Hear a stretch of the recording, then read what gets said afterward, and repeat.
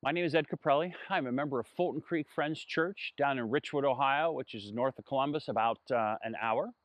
And together with my wife, we own a native tree, shrub, and perennial nursery. And we've been running that for about 20 years. We're stepping back from the day to day operation of the tree and shrub nursery and replacing it with helping others get into the business. While we were traveling to Belize a couple times over the last year, we stayed at a lodge and met a young man whose name was Andy. And Andy is Mayan, 100% Mayan. And he lives in a tiny little village in the southern end of Belize called Aguacate, which is translated into avocado. And so, as we talked with Andy um, and as we attempted to serve these people at the lodge, it became apparent that he was interested in starting a nursery down in his village.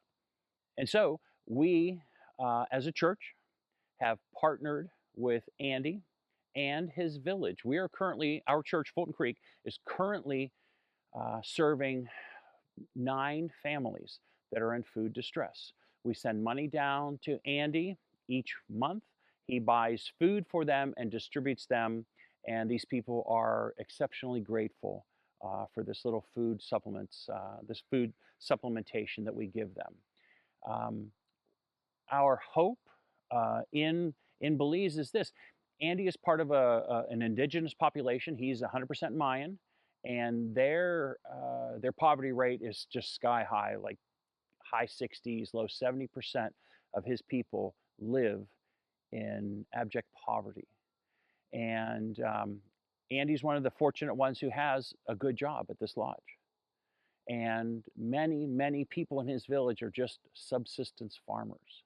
And so our hope is to establish this nursery where anybody can grow these trees. I mean, Andy lives in the greenhouse and he can grow these trees, and there are ancillary services that he could provide, like planting these trees. And any money that they get from that, minimum wage is $2.50 an hour in Belize. Any money that they get from that is going to be something that really lifts them up. So our hope, our goal is to get this nursery established, maybe run it between several families that are down there, and get these trees growing. Andy already has plants on the ground in pots or in bags. They actually grow them in plastic bags, and they're growing.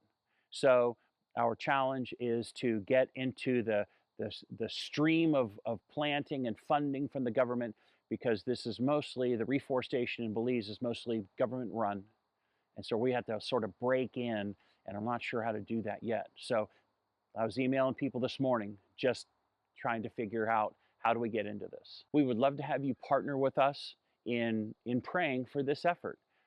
It seems relatively easy. Again, Andy lives in the greenhouse. The plants are growing well, but just getting his word out into Belize is going to be something that's relatively difficult. We've already established a website, Belize Native Trees. It's not done, but he has a web presence that I'm working on up here, and so most of the nuts and bolts are going on up here while Andy is down there growing when he's on furlough from his job at the lodge. So please pray for us, and thank you.